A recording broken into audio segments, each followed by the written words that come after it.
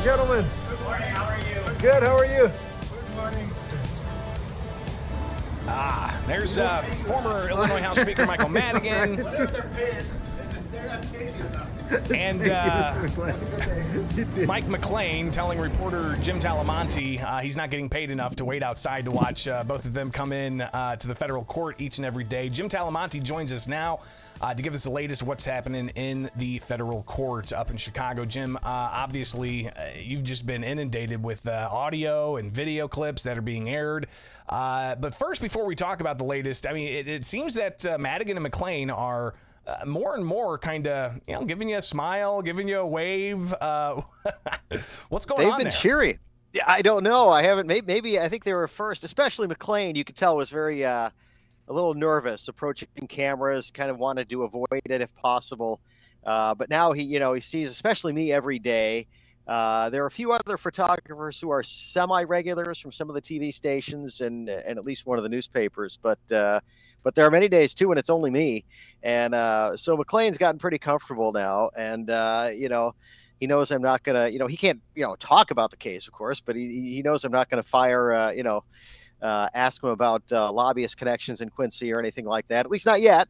I may sneak a good question in on him here or there at some point, but yeah, he's been cheery. I think maybe everyone's a little relieved that Daniel Solis, that section of the trial took a lot less time than most people thought.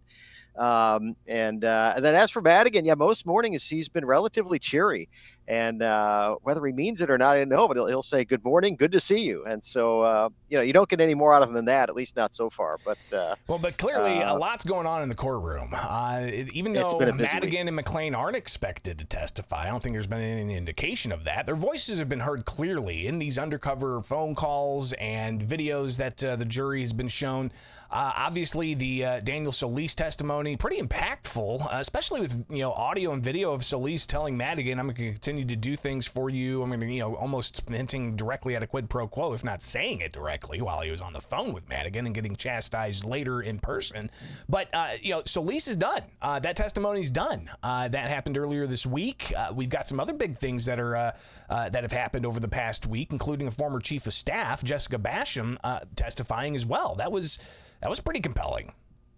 It was. There was a lot there about meetings, a lot more mention than I expected of Governor J.B. Pritzker, or at the time, Governor-elect J.B. Pritzker. A lot of talk, not so much talk, but emails and communications about setting up meetings, which would become weekly meetings between the speaker and then the governor. And who was involved in that? Well, now Congresswoman Nikki Budzinski was part of that transition team. She was a special assistant to Governor-elect Pritzker.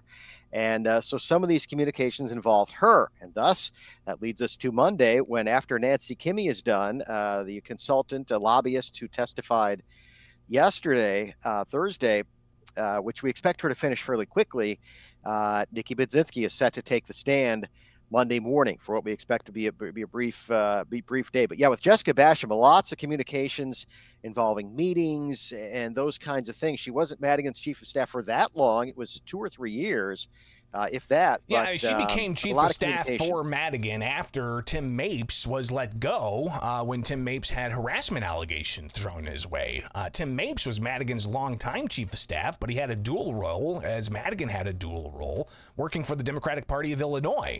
So clearly that after Mapes left, that kind of took a certain tentacle of sorts of Madigan off the playing field, and you had Jessica Basham come in as a chief of staff. She obviously there, I'm guessing, being subpoenaed by the prosecution to testify, but she did say during cross-examination she still considers Mike Madigan a friend.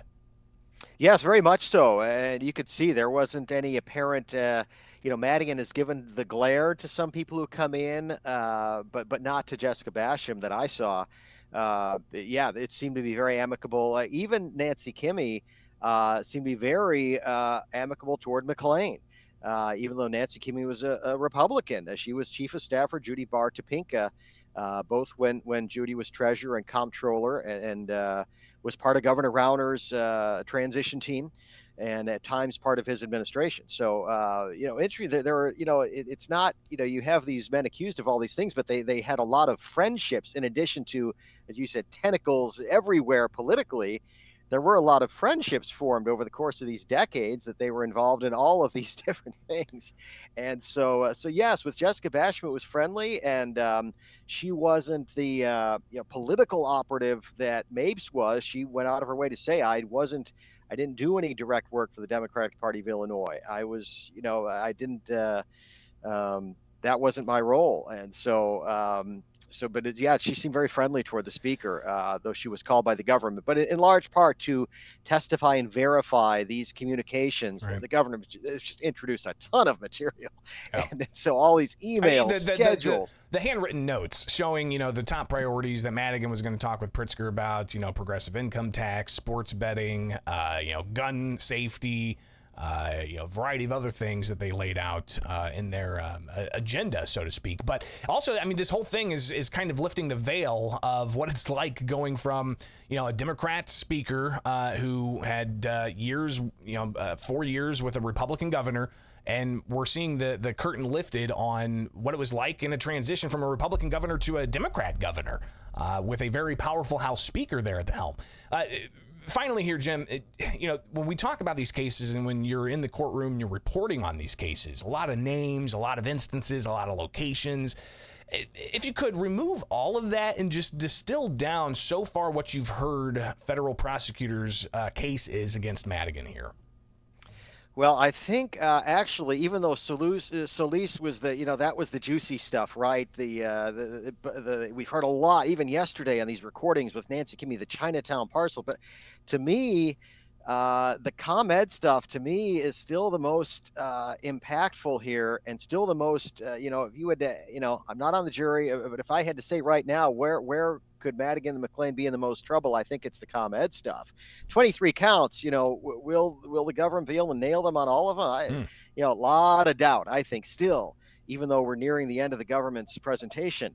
I don't know what that Solis, that Chinatown deal, I pass it nearly every day. That parking lot, it's still a parking lot. That never happened, right? Well, and even, testimony showing Teresa Ma kind of sniffing it out, right? Saying, now, this was completely contrived by Solis, and I don't like this idea. We need more parking in Chinatown. Right, and I think that Solis, his behavior comes off as extremely unlikable, right? But I don't know how that's going to be a big part of this. I think it's how they perceived him, and it's hard to know. How do you get inside 12 people's heads? And with the La Schiazza AT&T case, all it takes is one juror to not go along, and you could have that mistrial. So it's still, as Patrick Collins told me a few weeks ago, former prosecutor of the George Ryan corruption case. There's this mountain of evidence, but it's circumstantial. So is it enough? We heard more than 20 recordings yesterday from prosecutor Julia Schwartz. There's one after another after another. Some of them were somewhat impactful and relevant. Some of them were just setting up the next one, and so it's a lot. But it's will it be enough to remove that, to overcome that burden of proof prosecutors have, and remove that any reasonable doubt? I guess we will see. Obviously, with Jim Talamonti off today from federal court, but they're going to be back just briefly on Monday, but then full force on Tuesday. Yes, next week will be a different schedule. The judge had planned for an early exit Monday. It's going to be especially early. He's hoping to attend a funeral from a fellow judge. And so the goal is to get Nancy Kimmy finished, which should happen very quickly. And then Nikki Budzinski, they arranged things so she could come in Monday, fly in or be there Monday and then get back to Washington so she doesn't miss any votes, apparently.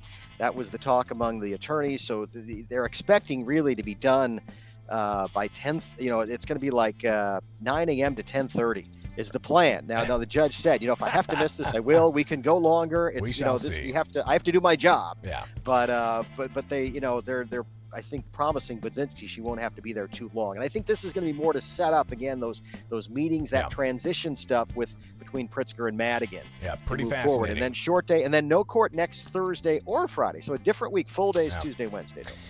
Jim Talamonti, greatly appreciate your reporting. People need to head over to thecentersquare.com, find Illinois, and read the latest there. Greatly appreciate your time. We'll talk soon. Thanks, Greg.